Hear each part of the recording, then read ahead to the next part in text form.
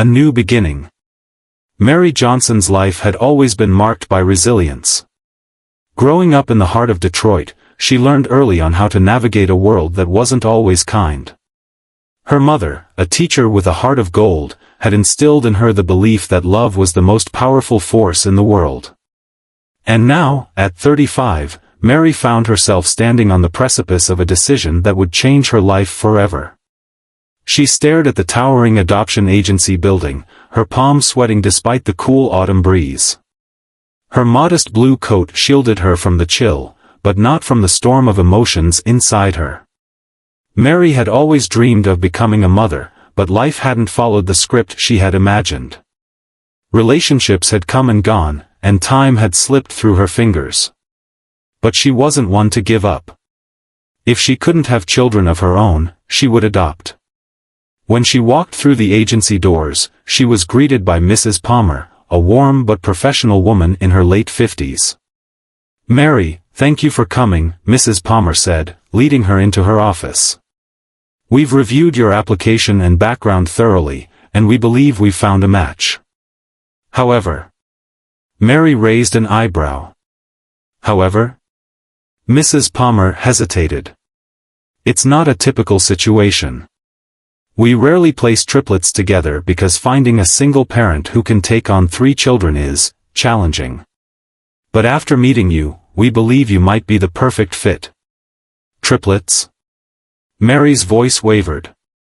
"Yes," Mrs. Palmer confirmed. "They're 6 months old. Their parents passed away in a car accident, and no relatives have stepped forward to claim them. We've been doing everything we can to keep them together."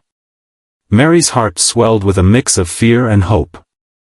"I'd like to meet them," she said firmly.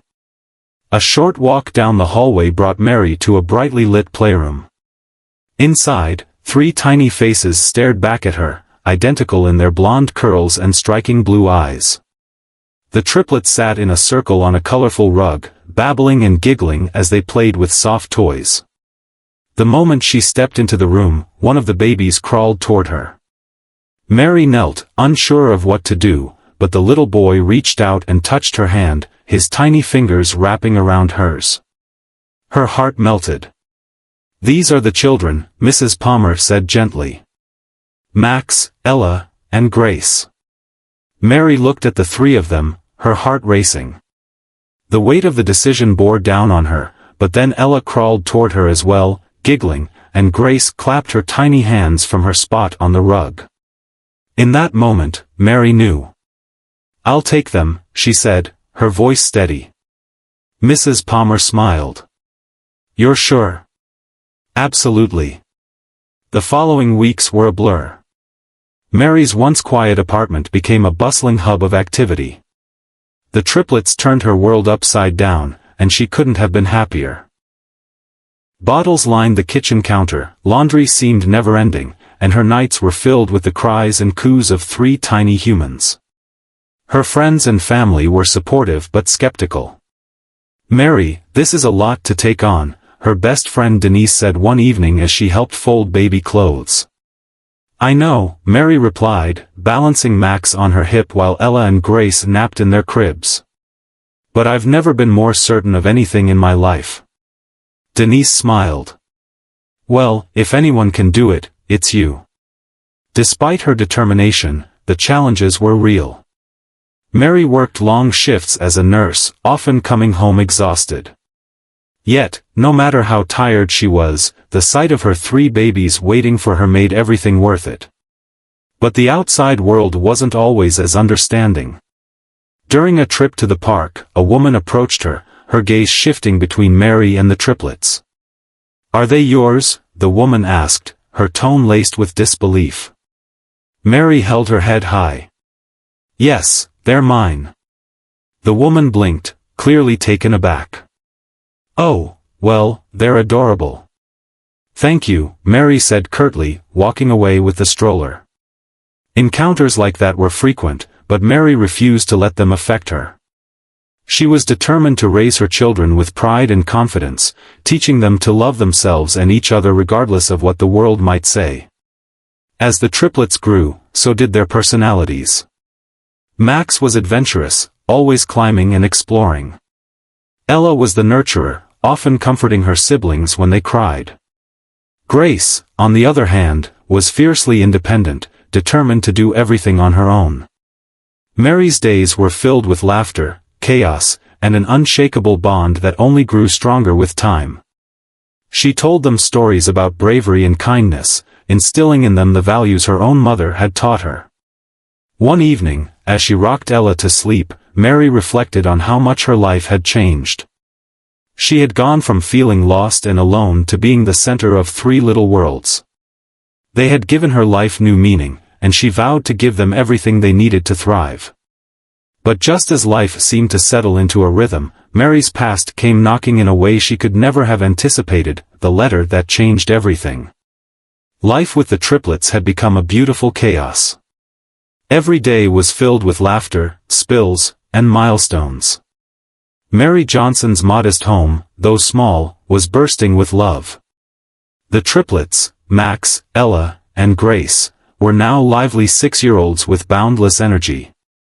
Max loved to build elaborate towers with his blocks only for Grace to gleefully knock them down. Ella was the peacemaker, often soothing her siblings' squabbles with her gentle words.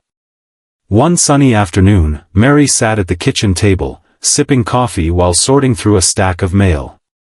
Bills, advertisements, and the usual junk cluttered the pile. Her fingers paused when she came across a plain white envelope with no return address. The handwriting was neat but unfamiliar. Frowning, she opened it. Inside was a single sheet of paper with neatly typed words. To Mary Johnson. You don't know me, but I know about you and the triplets. I have information that might change everything. Meet me at the cafe on 5th Street this Saturday at 2 p.m. Come alone. Mary's heart raced. Who could this be? And what did they mean by information that might change everything? She read the letter again, hoping to find a clue, but there was nothing else. Her first instinct was to ignore it.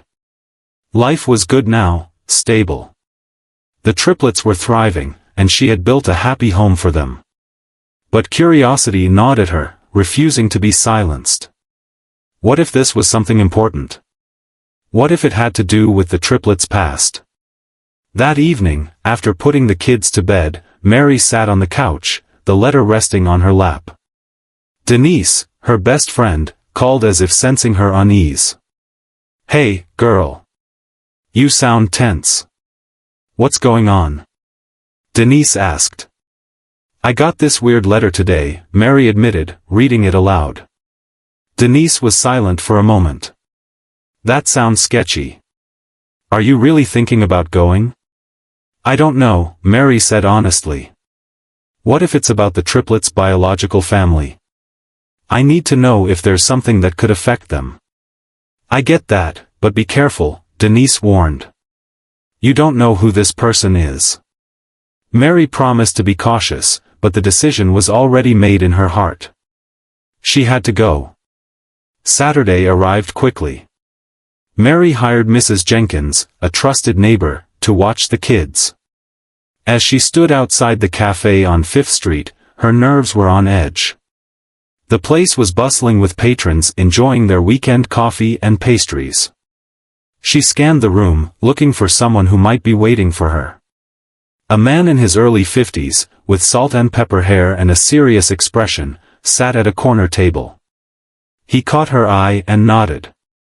Taking a deep breath, Mary approached.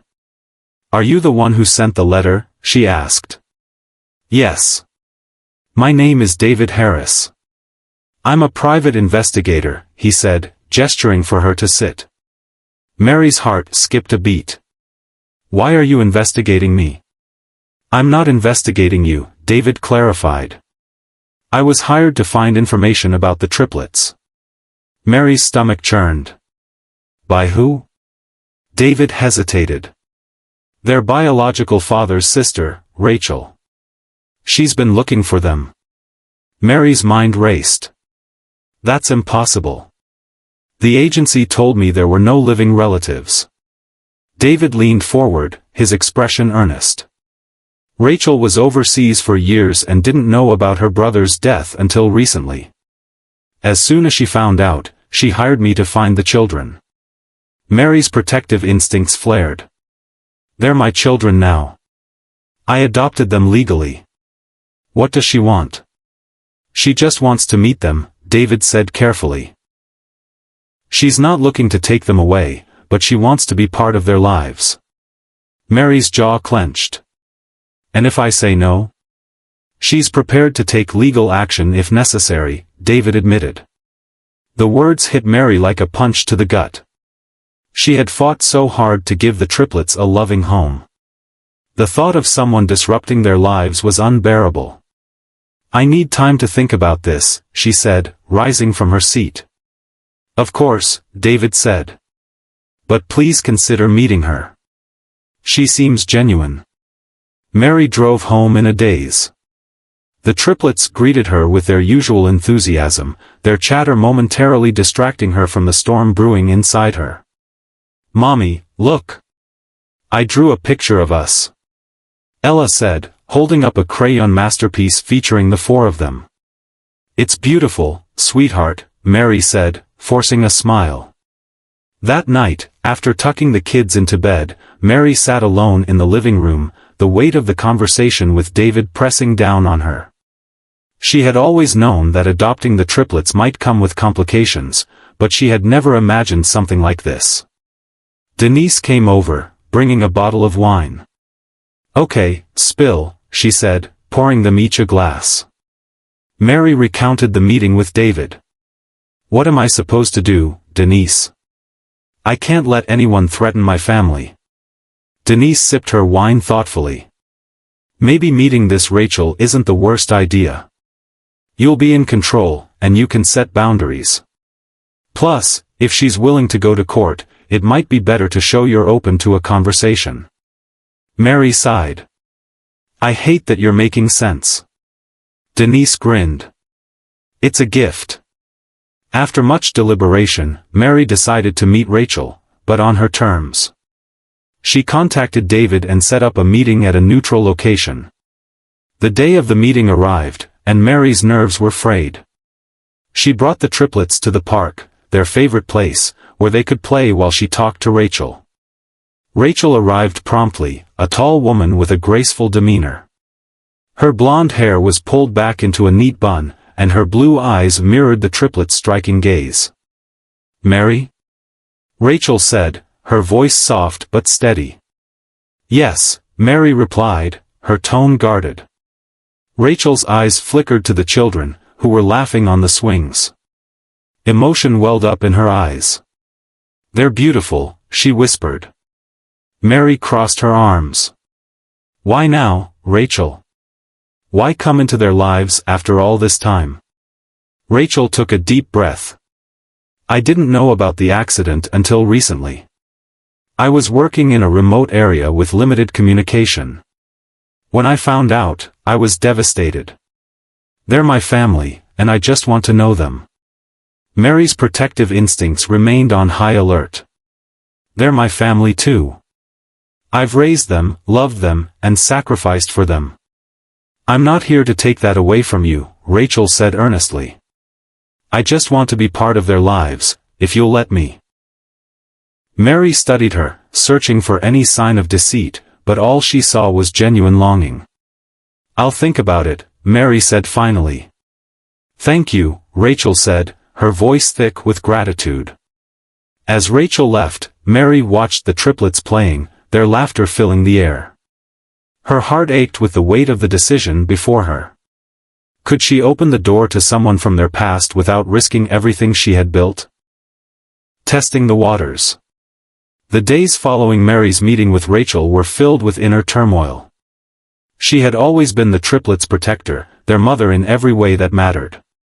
The thought of introducing a stranger, even a biological relative, into their lives felt like a betrayal of everything she had built. But Rachel's sincerity lingered in Mary's mind. There had been no hint of malice, only a longing to connect with the children who shared her blood. After sleepless nights and countless conversations with Denise, Mary made a decision. She would allow Rachel to meet the triplets, but it would be on her terms. One meeting, carefully supervised, to see how things unfolded. If there was any sign of harm or confusion for the kids, Mary wouldn't hesitate to shut it down. The following Saturday, Mary arranged for the meeting at the children's favorite ice cream parlor. The place was colorful and bustling with families enjoying their weekend treats. Bright murals of cartoon cows and fields of strawberries covered the walls. "Mommy, can I have a double scoop today?" Max asked, his blue eyes wide with hope. "We'll see," Mary said, ruffling his blonde curls. Ella and Grace skipped ahead, chattering excitedly about the different flavors they wanted to try. Mary's heart ached with love for them. They were her world, and she would protect them fiercely. Rachel arrived right on time, dressed casually in jeans and a simple sweater. She looked nervous but determined. "Hi, Mary," she greeted softly. "Hi," Mary replied, her tone guarded. The triplets noticed Rachel and hesitated, their playful chatter fading as they clung to Mary's side. "Kids," Mary said gently, "this is Rachel. She's a friend I wanted you to meet." Rachel crouched to their level, a warm smile on her face. "Hi there. You must be Max, Ella, and Grace. I've heard so many wonderful things about you." Ella, ever the friendly one, stepped forward first. "Do you like ice cream?"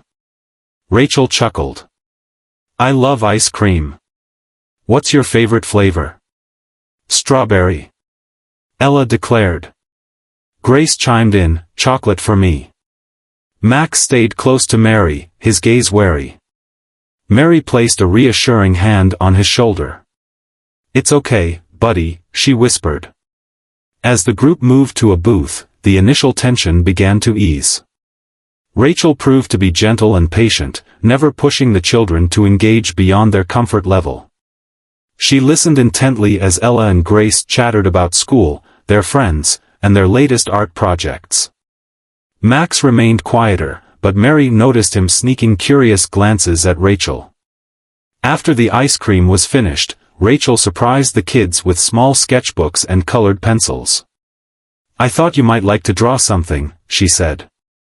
Ella's eyes lit up. "Thank you." The triplets eagerly started sketching while Rachel turned to Mary. "Thank you for letting this happen," Rachel said sincerely. "I know it couldn't have been easy. I'm still not sure if it's the right thing," Mary admitted. "But I'm willing to see how it goes." Rachel nodded. "I promise I won't do anything to disrupt their lives. I just want to be here, however you'll allow." The weeks that followed were a delicate balancing act. Rachel visited occasionally, always respecting Mary's boundaries. She attended the kids' soccer games and school performances, gradually becoming a familiar presence in their lives. One evening, as Mary tucked the triplets into bed, Max spoke up unexpectedly. "Mommy?" "Yes, sweetheart." "Is Rachel like family?" he asked hesitantly. Mary's heart skipped a beat. "Why do you ask?" "I don't know. She just feels different. But not in a bad way." Mary sat on the edge of his bed, choosing her words carefully. "Rachel is someone who cares about you very much. She's part of your story, just like I am." "Are you still my mommy?" he asked, his voice small. Tears pricked Mary's eyes. "Always, Max. No one can ever change that." Max nodded, seemingly satisfied. "Okay. I like her, but I love you more." Mary hugged him tightly. "I love you too, sweetheart." As the months passed, Mary and Rachel's relationship evolved from cautious coexistence to something resembling friendship. Rachel proved to be a steady, supportive presence, never overstepping her role. One afternoon, as they watched the kids play in the backyard, Rachel turned to Mary. "I need to tell you something," she said quietly. Mary's stomach tightened. "What is it?" "There's something about my brother, the triplets' father, that you don't know," Rachel admitted. And I think you deserve to hear it. Mary's breath caught. Go on. Rachel hesitated, choosing her words carefully. He wasn't just an ordinary man. He was involved in some dangerous work, and I believe that's why the details of his death were complicated. What do you mean by dangerous work? Mary asked, her voice sharp. He worked for a private security firm that handled high-risk international operations. There were rumors that his death wasn't an accident. Mary's mind reeled. Are you saying he was murdered? I don't have proof, but I've been digging into it. I think someone didn't want him alive, Rachel said grimly. The revelation sent shockwaves through Mary. She had built a life based on stability and love for the triplets, but now shadows from their past threatened to surface. I didn't want to tell you until I had more information, Rachel continued, but I felt it was better you knew. Mary's protective instincts flared. If there's any danger to the kids, I need to know now. I don't think there's immediate danger, Rachel assured her. But I'm not stopping until I find the truth. Mary took a deep breath, steadying herself. We protect them, no matter what. Agreed, Rachel said firmly. As the triplets' laughter echoed through the yard, Mary knew that life had just become more complicated. But one thing was certain, she would fight with everything she had to keep her family safe, shadows of the past. Mary couldn't shake the weight of Rachel's revelation. The idea that the triplets' biological father had been involved in dangerous work, and that his death might not have been an accident, gnawed at her. She had fought so hard to build a stable, loving life for Max, Ella, and Grace. Now, the shadows of their past threatened to disrupt everything. Rachel had promised there was no immediate danger, but Mary wasn't one to take chances when it came to her children. That night, after tucking the triplets into bed, she sat in the dimly lit living room, her laptop open on the coffee table. She typed in the name Daniel Whitaker, the triplets' biological father. Dozens of irrelevant search results flooded the screen, social media profiles, articles about unrelated people with the same name. Frustrated, she added keywords like private security and international operations. A few articles caught her eye, mentioning a security firm called Sentinel Global, known for handling high-risk contracts in volatile regions. One article hinted at controversies surrounding their operations but provided no concrete details. Mary's pulse quickened. If Daniel had worked for this company, it might explain why there had been so little information about his death. But why had Rachel waited so long to tell her? Determined to get answers, Mary picked up her phone and called Rachel. Mary? Rachel's voice was cautious. We need to talk, Mary said firmly. In person. The next morning, Rachel arrived at Mary's house, her expression tense. The triplets were at school, giving them privacy for the conversation. I know you said there's no immediate danger, Mary began, but I need to understand exactly what you know about Daniel's work and his death. Rachel sighed, running a hand through her hair. I didn't tell you everything right away because I didn't want to scare you. But since you're asking. Daniel was investigating something before he died. He didn't tell me much, just that it involved corruption within Sentinel Global.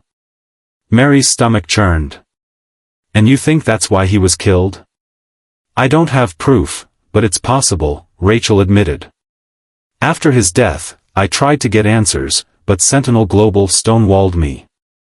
They claimed it was an accident during a routine mission. And you've been digging ever since? Mary asked. Rachel nodded. I couldn't just let it go. I loved my brother, and I want justice for him. But I swear, Mary, I never intended to bring danger to you or the kids. Mary's protective instincts flared. If you think this investigation is putting us at risk, I need to know now. I've been careful, Rachel assured her. No one knows about my connection to the triplets, and I've kept a low profile. But if you want me to back off completely, I will. Mary's mind raced. She wanted to shield the triplets from anything that could harm them, but turning a blind eye to the truth didn't sit right with her. "Keep digging," Mary said finally. "But promise me you'll be careful. I can't risk anything happening to them." "I promise," Rachel said solemnly. Life resumed its familiar rhythm, but Mary couldn't shake the unease that had settled over her. She kept a watchful eye on the triplets, her senses heightened for anything out of the ordinary. One evening, as the sun dipped below the horizon, Mary stood on the front porch, sipping tea. The neighborhood was quiet, the only sounds the distant chirping of crickets and the occasional bark of a dog. Her gaze drifted to a black SUV parked down the street. It hadn't been there earlier. The windows were tinted, making it impossible to see inside. A chill ran down Mary's spine. Was it just a coincidence, or was someone watching them? She took a deep breath, forcing herself to think rationally. There was no proof that the vehicle had anything to do with Rachel's investigation. But just in case, she made a mental note of the license plate number. That night, she double-checked the locks on the doors and windows before going to bed. The next day, Mary decided to take the triplets to the park to clear her mind. The kids laughed and played on the swings and jungle gym while Mary watched from a bench. Her phone buzzed with a text from Denise, "Lunch tomorrow?" "My treat." Mary smiled, grateful for her friend's unwavering support. She was about to respond when she noticed a man in a dark jacket standing near the edge of the playground. He wasn't interacting with anyone, just watching. Mary's senses went on high alert. She stood up, her eyes never leaving the man as she called out to the triplets. "Max, Ella, Grace. Time to go." "But we just got here." Grace protested. "Now," Mary said firmly. The triplets reluctantly followed her to the car. Mary buckled them in, her heart racing as she glanced back at the man. He was still there, his gaze fixed on them. As she drove away, Mary's grip on the steering wheel tightened. She needed answers, and she needed them now.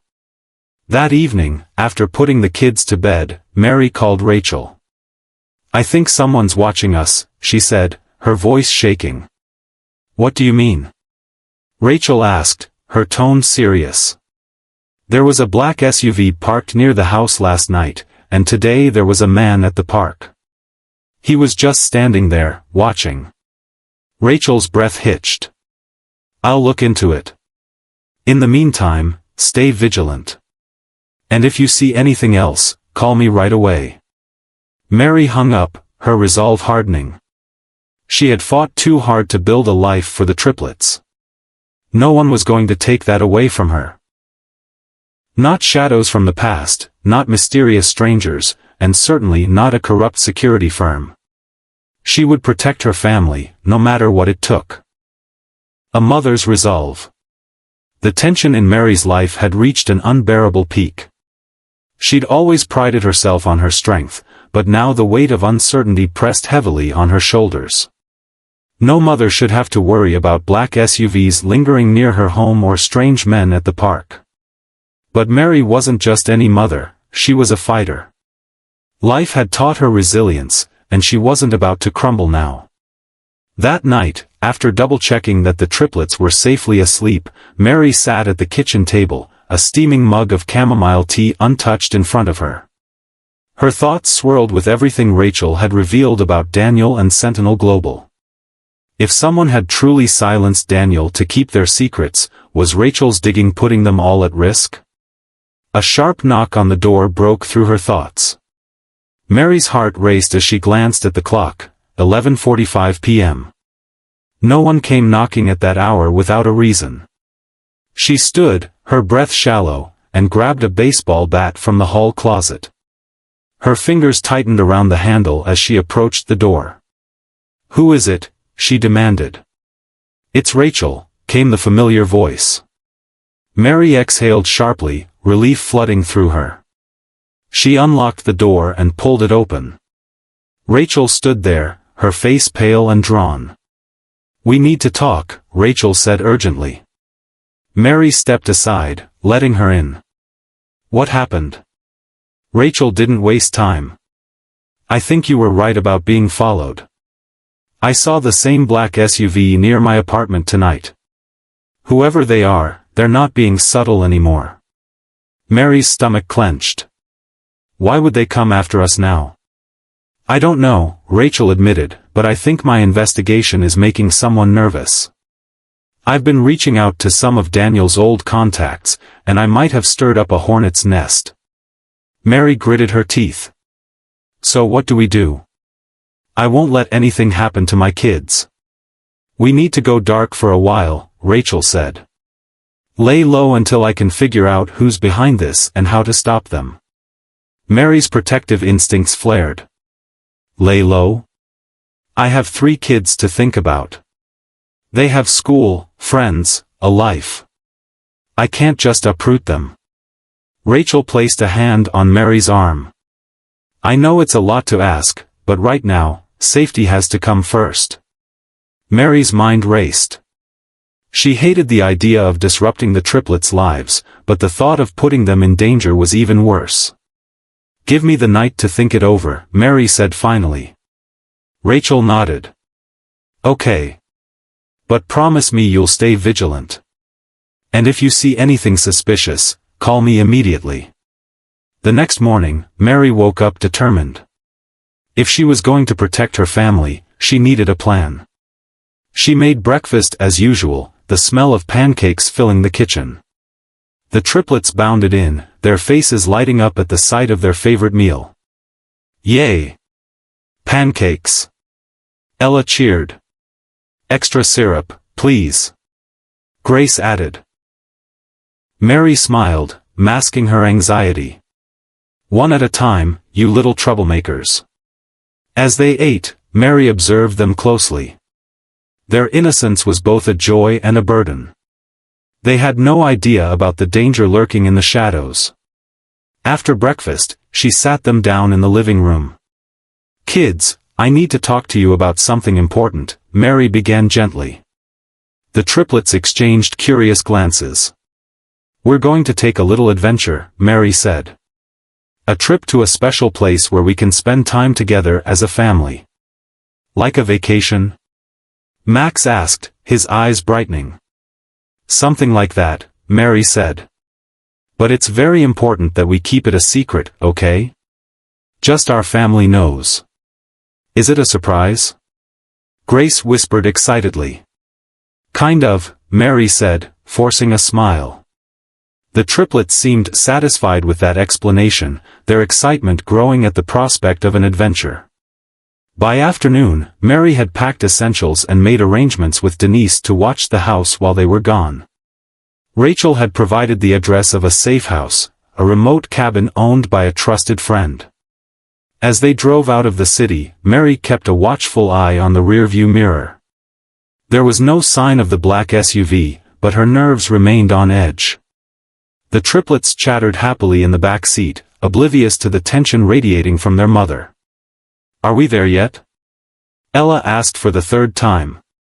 Almost, Mary said, her voice steady despite the turmoil inside. The winding road led them deep into the woods, where towering trees formed a natural canopy overhead. The cabin came into view, nestled in a clearing surrounded by lush greenery. We're here, Mary announced, trying to sound cheerful. The triplets scrambled out of the car, their eyes wide with wonder. Wow! It's like a fairy tale house. Grace exclaimed. Mary forced a smile. Let's get settled in. That evening, as the triplets played outside, Mary and Rachel sat on the porch, their expressions serious. I've been digging into Sentinel Global's records, Rachel said. There's a name that keeps coming up, Elias Carter. He was one of Daniel's superiors, and I think he might be the key to uncovering the truth. What do you plan to do? Mary asked. I need to confront him, Rachel said firmly. But I can't do it alone. Mary's heart raced. You're not seriously asking me to come with you, are you? You're the only person I trust, Rachel said. And you have more strength than you realize.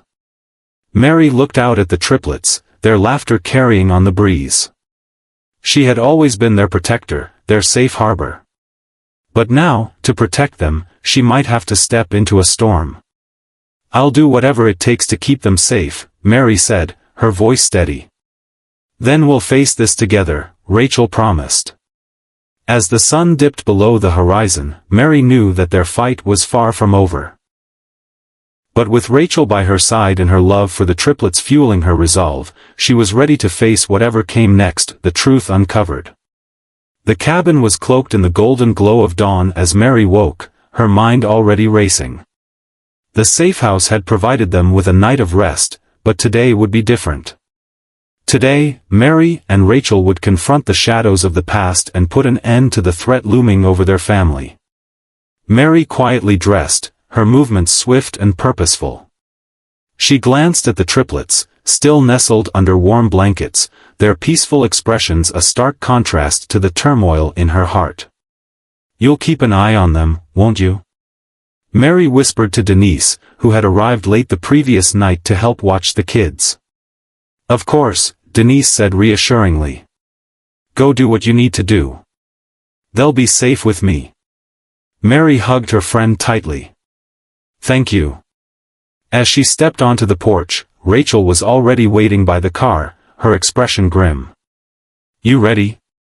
Rachel asked. Mary nodded, steeling herself. "Let's finish this." The drive back toward the city was tense, the weight of unspoken fears hanging between them.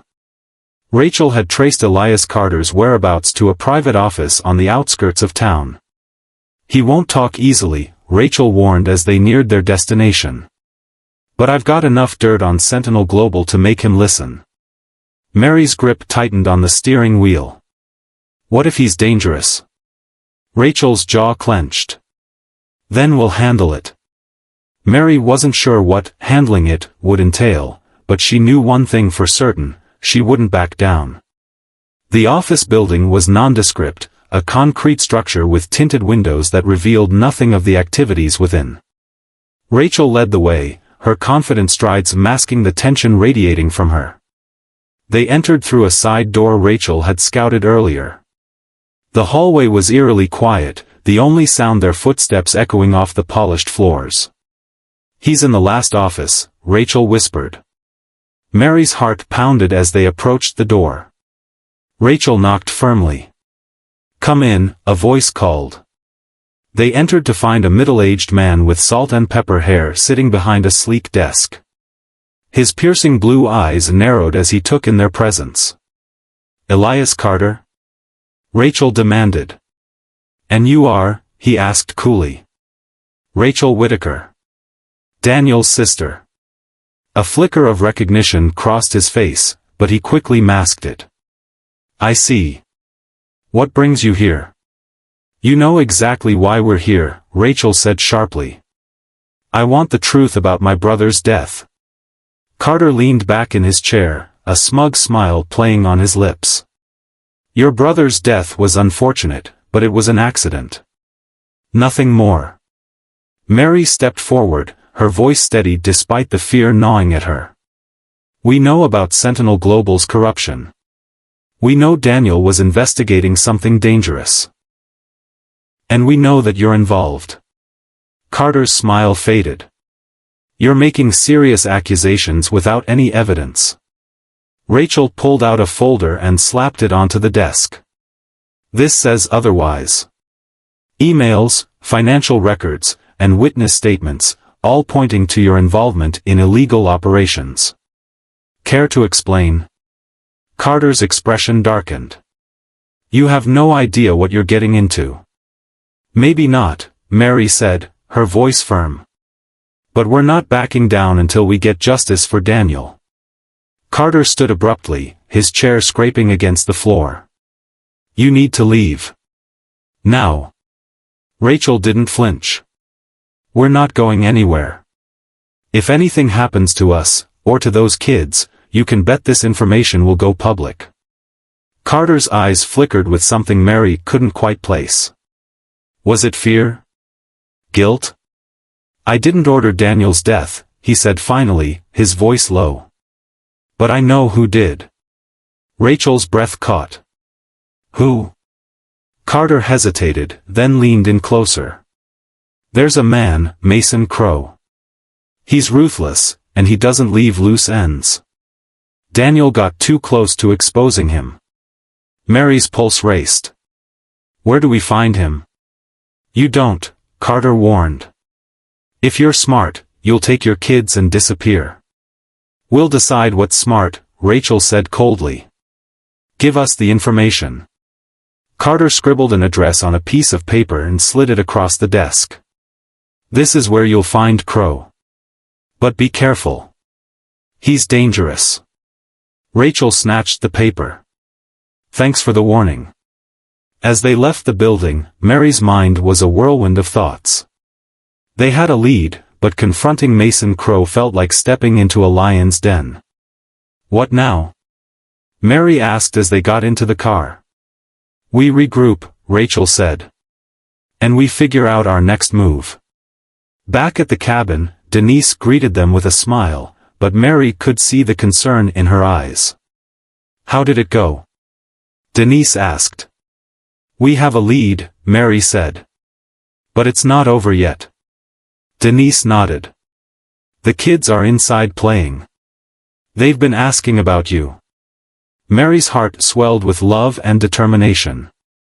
She couldn't let this danger hang over their lives any longer. As she walked into the cabin, the triplets rushed to her, their faces filled with joy. Mom! You're back! Max exclaimed. We missed you. Ella added. Mary knelt down, pulling them into a tight embrace. I missed you too, my loves. In that moment, she knew one thing for certain, no matter what it took, she would protect them. That night, as the triplets slept peacefully, Mary and Rachel sat by the fireplace, strategizing their next steps. We'll need help to take Crow down, Rachel said. I know someone, Mary said quietly. An old friend from my neighborhood. He's ex-law enforcement and knows how to handle situations like this. Rachel's eyes lit up. Perfect. Let's bring him in. Mary's resolve hardened. The shadows of the past had threatened her family for long enough. It was time to shine a light on the truth and ensure that justice was served. Together, they would face whatever came next, and they would win.